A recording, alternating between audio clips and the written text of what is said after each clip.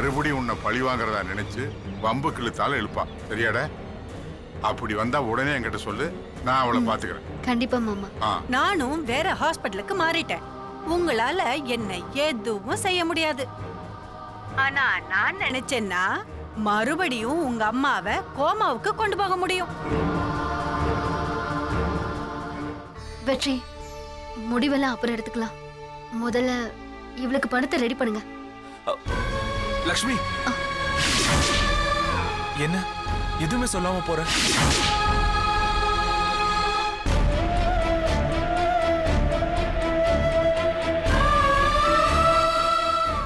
இவன் மனசுக்குள்ள என்ன இருக்குன்னே தெரியலையே.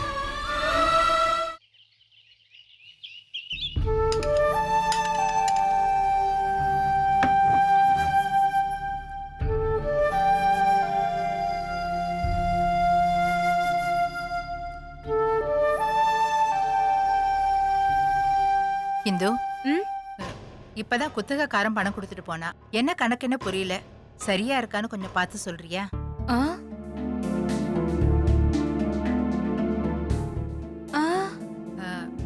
கோட்டீஸ்வரி வெளியே போயிருக்கா. திரு ரூம்ல தான் இருக்கான்.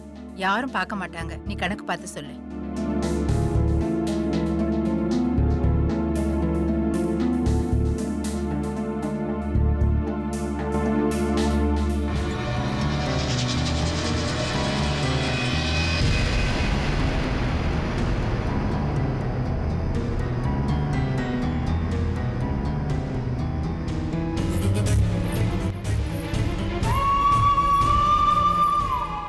இந்தப்பா, கார் எவ்வளவு அழுக்கா இருக்கு பாருங்க, வாஷ் பண்ணுங்க. சரிம்மா. பெட்ரோல் போட்டு வச்சிருங்க. என்ன போட்டு வச்சிடுறேம்மா.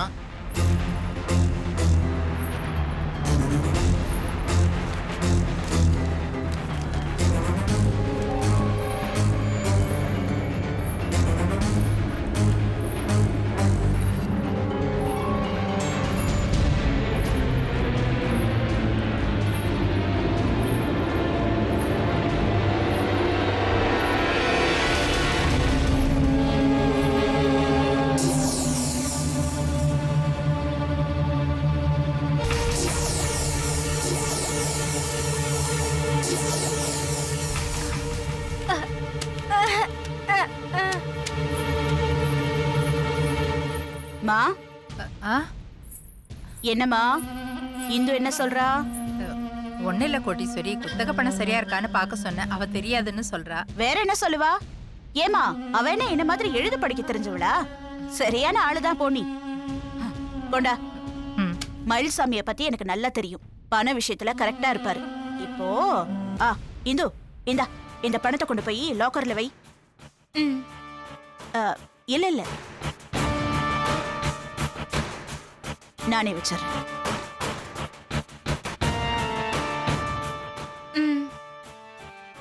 அம்மா, சாப்பாடு ரெடி ஆயிடுச்சா? ரெடியா இருக்குமா, சாப்பிடலாம். திரும்ப வர சொல்லு, சாப்பிடலாம். சரி, நான் இதை கொண்டு போய் உள்ள வச்சுட்டேன்.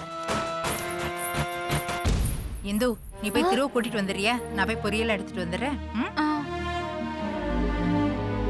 அண்ணி முதல்ல பணத்தை லாக்கர்ல வைக்க சொன்னாங்க. அப்புறம் அவங்களே வச்சுக்கிறேன்னு சொல்லி எடுத்துட்டு போயிட்டாங்க. எதனால இப்படி நடந்துக்கிட்டாங்க?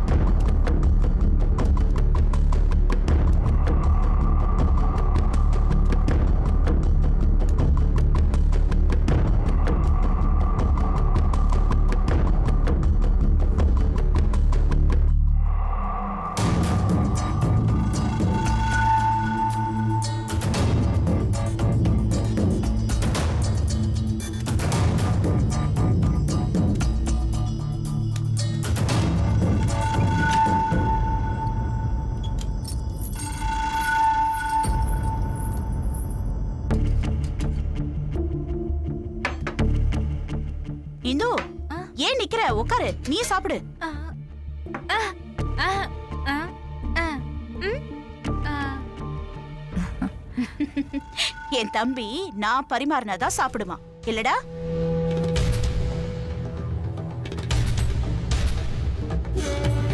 சரி சரி உட்காரு, எல்லாரோடையும் சேர்ந்து சாப்பிடு.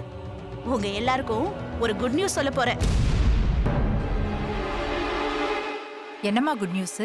சொல்றேம்மா, முதல்ல சாப்பிடு. இந்து என்ன நின்னுட்டு இருக்க? உட்காரு.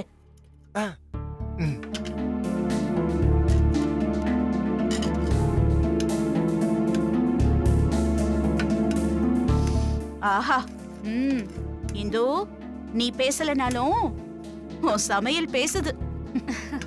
சாம்பாரும் பொரியலும் மணக்குது. ஆ, ஏதோ குட் நியூஸ் சொல்றேன்னு சொன்னியே, என்னம்மா அது? மா, நாளைக்கு என் தம்பி பேருக்கு 25 கோடி ரூபாய் மதிப்புள்ள சொத்து வரப்போகுது.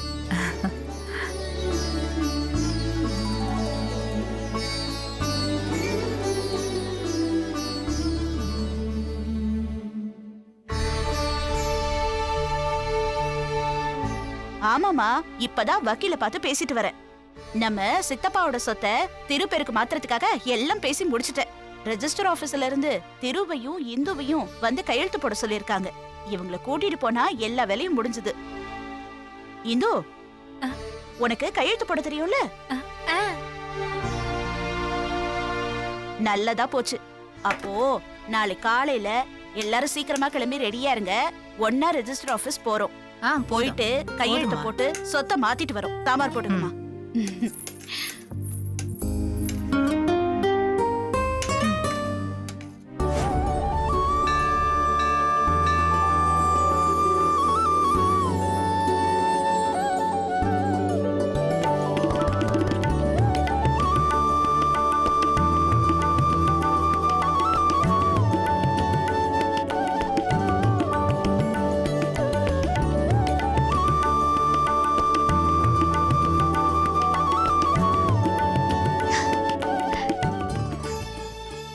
வானந்தினி, நல்லா இருக்கியா? நல்லா இருக்கேன். ஏய், தீபாவளி வாழ்த்துக்கள். ஏய், வெற்றி நல்லபடியா காப்பாத்தி கூட்டிட்டு வந்திருக்கேன். உனக்கும் என்னோட வாழ்த்துக்கள். அவர் வெளியில வர்றதுக்கு நான் மட்டும்தான் காரணமா? உன்னோட உண்மையான பிரார்த்தனையும் தான் காரணம். அதெல்லாம் ஒண்ணுமே இல்ல. நீதான் ராத்திரி பகல்ல கஷ்டப்பட்டிருக்க, ஆதாரத்தெல்லாம் திரட்டி இருக்க. நீதானே அவரை நிரபராதின்னு நிரூபிச்சிருக்க. ஏய், என்னோட உழைப்பை விட உன்னோட பிரார்த்தனை தான் அவரை வெளியில கொண்டு வந்திருக்கு. பிரார்த்தனைக்கு இந்த உலகத்தையே மாத்தி அமைக்கிற சக்தி இருக்கு தெரியுமா? அப்படி பார்த்தா நீ கூட தான் நந்தினி. முருகனுக்கு மாலை போட்டு மஞ்ச புடவையெல்லாம் கட்டி விரதம் எல்லாம் இருந்து அவரை வெளியே கூட்டிட்டு வந்திருக்க. விரதம் எல்லாம் இருந்து அவரை வெளியே கூட்டிட்டு வந்திருக்க. அதுவா? ஏய், அது அப்ப இருந்த சிச்சுவேஷன்ல அப்படி பண்ண வேண்டியதா ஆயிடுச்சு. அவ்வளவுதான். என்னை பொறுத்த வரைக்கும் அதுவும் இன்னொரு வகையான நடிப்பு தான் லக்ஷ்மி. நடிப்பா நந்தினி? அவ்வளோ கஷ்டப்பட்டு விரதம் இருந்தது நடி? எனக்கு புரியலையே. ஆமா லக்ஷ்மி, எப்போ வெற்றி தான் குடும்பத்தை காப்பாத்த என்கிட்ட உதவி கேட்டாரோ அப்பத்துல இருந்தே நான் நடிச்சுக்கிட்டு தானே இருக்கேன்.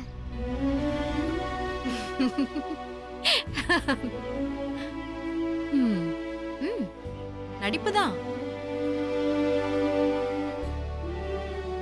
பாவம், ஆரம்பத்துல நீ கூட நடிச்சிட்டு தான் இருந்த நந்தினி.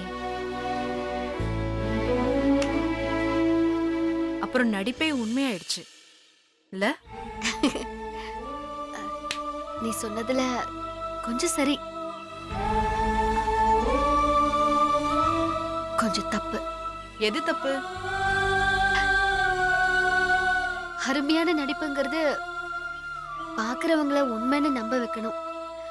அந்த வகையில என்னோட நடிப்புல நான் ஜெயிச்சிட்டேன்ல. நான் நம்ப மாட்டேன். அப்போ நானும் வெற்றியும் உண்மையான ஹஸ்பண்ட் அண்ட் ஒய்ஃப்னு சொல்ல வரியா? அது எல்லாமே நடிப்பு லக்ஷ்மி.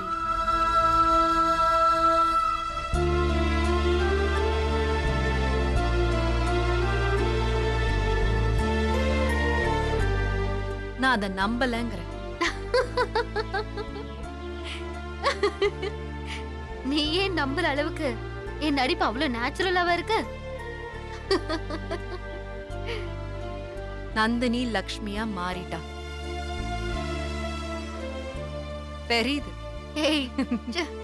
முதல்ல நந்தினி லக்ஷ்மியா நடிச்சா, அப்புறம் நந்தினி லக்ஷ்மியாவே மாறிட்டா.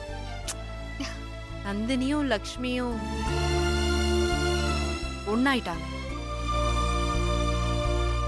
இப்ப நீ நடிக்கவே இல்ல, நீ வெற்றியோட பொண்டாட்டி ஆயிட்ட. அந்த அளவுக்கு என் நடிப்பு நல்லா இருக்கா என்ன? எனக்கு இதுக்கு ஏதாவது விருது கொடுக்கலாம்ல? ம், கொடுக்கலாம். இந்த நடிப்புக்கெல்லாம் ஏதோ விருது கொடுப்பாங்களே, தேசிய விருதுன்னு சொல்லுவாங்க, அது ஒண்ணு கொடுக்கலாம். ம். என் நடிப்புக்கே தேசிய விருதுன்னா அப்போ உன் நடிப்புக்கு?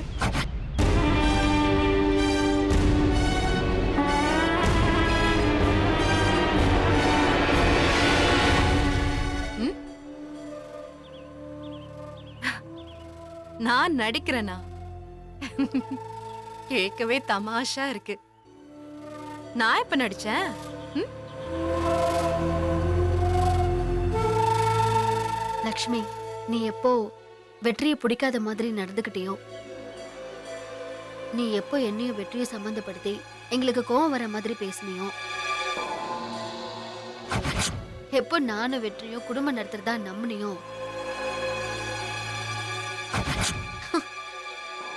அப்பவே உன் நடிப்பை நான் கவனிச்சிட்டேன்.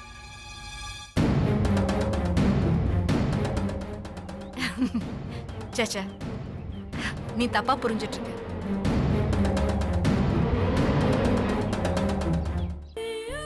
அது என் கண்ணை பார்த்து சொல்லு. ஆ? என் கண்ணை பார்த்து சொல்லு. சரி சரி, இப்ப எதுக்கு அதெல்லாம் பேசிக்கிட்டு? எனக்கு நிறைய வேலை இருக்கு, நான் கிளம்புறேன். அப்ப ஏன் அந்த சிங்கப்பூர் மாப்பிள்ளைய கல்யாணம் பண்ணிக்கல? என்ன சொன்ன? சிங்கப்பூர் மாப்பிள்ளையா? உனக்கு எப்படி தெரியும்? உனக்கு யார் சொன்னாங்க? இது பாரு, அது இப்ப முக்கியம் இல்ல. நான் சொன்னது சரியா தப்பா? சிங்கப்பூர்ல இருந்து உன் மாமா பையன் வந்திருக்கான்ல, சின்ன வயசுல இருந்தே உன்னை லவ் பண்றானா? கல்யாணம் பண்ணிக்க ஒரு சம்மதம் கேட்டானா? எங்க அம்மா சொன்னாங்களா? தெரியும். இல்லனா உனக்கு எப்படி நான் இருக்கிற இடம் கரெக்டா என்ன தேடி வந்து பேசுற எங்க அம்மா தான் சொல்லிருப்பாங்க. என்ன உன்கிட்ட வந்து கெஞ்சினாங்களா? அவளை எப்படியாவது கல்யாணம் பண்ணிக்க சொல்லணும் உன்கிட்ட வந்து கெஞ்சினாங்களா? லக்ஷ்மி, உங்க அம்மா மேல கோவப்பட்டு இப்ப எதுவும் ஆக போறது இல்ல. நான் கேட்டதுக்கு மட்டும் நீ பதில் சொல்லு. இங்க பாரு, நான் யாரையோ பாக்குறேன், எப்படியோ போறேன், அது ஏன் தனிப்பட்ட விஷயம், உனக்கு தேவையில்லாத விஷயம். லக்ஷ்மி, இது இவ்ளோ ஈஸியா நான் விட்டுட முடியாது. நீயும் நானும் ஒரு வகையில ஒண்ணு சேர்ந்துட்டோம் லவ்ங்கிற விஷயத்துல. ஆமா ஆமா லக்ஷ்மி, வெற்றி மேல நீ வச்சிருக்கிற உண்மையான காதல் என்னோட நடிப்பு காதல். காதல்ல நம்ம ஐக்கியமாயிட்டோம். இது பாரு, இப்ப என்னோட வேலையெல்லாம் முடிஞ்சு போச்சு. வெற்றியோட அம்மாவை குணப்படுத்திட்டேன். ஏற்கனவே நான் உன்கிட்ட கோயில சத்தியம் பண்ணி கொடுத்த மாதிரி வெற்றியை உன்கிட்ட திருப்பி கொடுத்துட்டு நான் என் வேலையை பார்த்துட்டு போயிடுறேன்.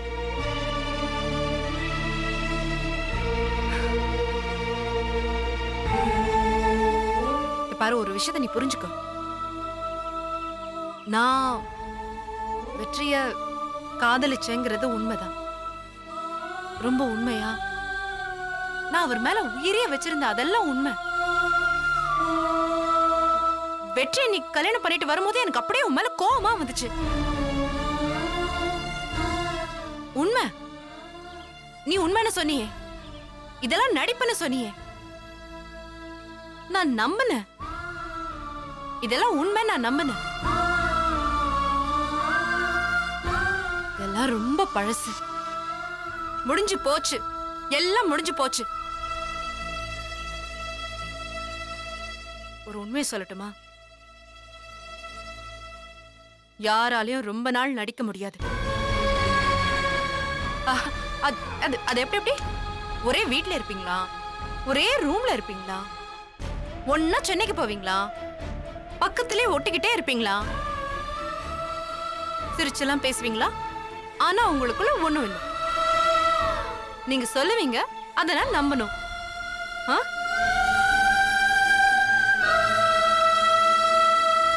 சொல்லு. உண்மையிலேயே வெற்றி மேல உனக்கு எந்த விதமான நல்ல எண்ணமும் இல்லைன்னு சொல்லு.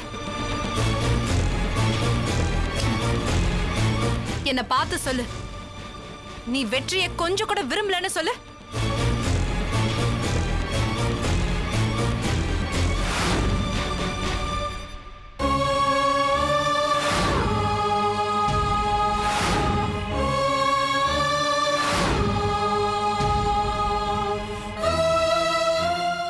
சரி, நான் போய் சொல்லல. நான் வெற்றியை காதலிக்கிறேன்.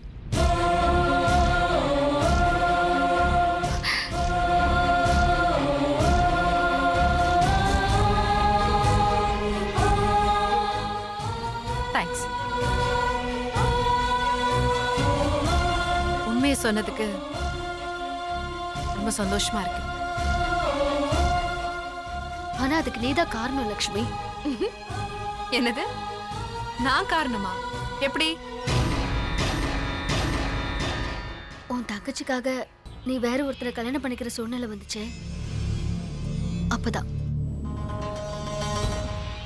என்ன நடந்துச்சு அப்போ? இந்த கல்யாணத்தை தான் ஊர்ஜனம் மூலமா வீரமா வந்து நிறுத்திட்டியே. அப்புறம் என்ன? அப்படி இருக்கும்போது நான் எப்படி காரணம்னு சொல்றேன்? எனக்கு புரியல. சொல்லு. உன் தங்கச்சி வாழ்க்கை நல்லா இருக்கணும், அதே சமயம் உண்மையா உன்னை லவ் பண்ண வெற்றி வருத்தப்படக்கூடாதுன்னு உன் மேல கோவம் வர வைக்கிறதுக்கு நீ எவ்வளவு டிராமா பண்ண. வெற்றிக்கு உன் மேல வெறுப்பு வர வைக்கிறதுக்கு நீ எப்படி எல்லாம் நடந்துகிட்ட. இதெல்லாத்தையும் என்கிட்ட சொல்லிட்டு செஞ்சிருக்கலாம்ல. எதுக்காக செய்யல? அந்த அளவுக்கு நீ என் நடிப்பை நம்பிட்ட. ஆனா ஒண்ணு லக்ஷ்மி, உன் சூழ்நிலையில நான் இருந்திருந்தா நானும் இப்படிதான் பண்ணிருப்பேன். வெற்றி மேல நீ காட்டின வெறுப்பும் கோவம் தான் அவர் மேல எனக்கு காதல் வரதுக்கு காரணமாவே இருந்துச்சு.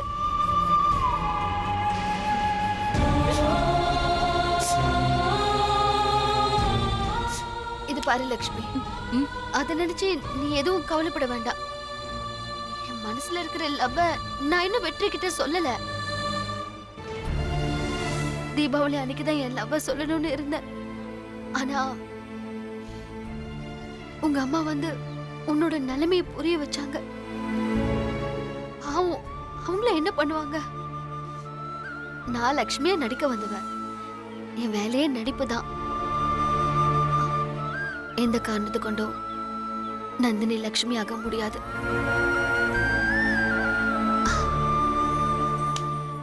நீதான் உண்மையான லக்ஷ்மி. வெற்றி ஜெயில இருந்தப்போ அவர் மேல லவ் இருக்கிறதுனால தானே, அவருக்காக தானே இதே கோயில வேண்டிக்கிட்டு எனக்கு பிரசாதம் கொடுத்த. அப்போ உன் லவ் பத்தி நான் யோசிக்கல. வெற்றியை வெளியெடுக்கணுங்கிற எண்ணத்தினால அதை நான் கவனிக்காம விட்டுட்டேன். லக்ஷ்மி எப்போ நந்தினியா மாறினாலோ அப்பவே எல்லாமே புரிஞ்சிருச்சு. என் கனவு எல்லாத்தையும் தூக்கி போட்டுட்டேன்.